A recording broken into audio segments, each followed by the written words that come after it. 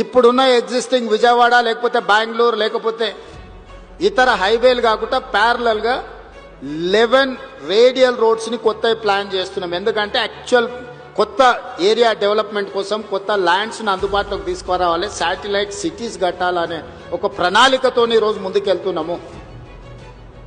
ఈరోజు outer ring road ఎట్లుందో drinking water కూడా చాలా ఇంపార్టెంట్.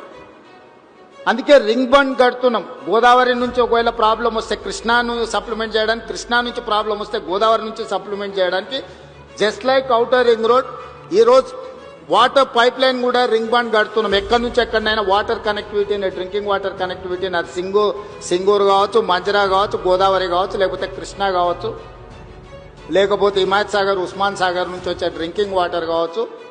ఈరోజు డ్రింకింగ్ వాటర్ కనెక్టివిటీ ఉండకుండా, వాటర్ కనెక్టివిటీ లేకుండా, రోడ్ కనెక్టివిటీ లేకుండా, ఎలక్ట్రిసిటీ కనెక్టివిటీ లేకుండా మీ ఇన్ఫ్రాస్ట్రక్చర్ డెవలప్ అవుద్దా?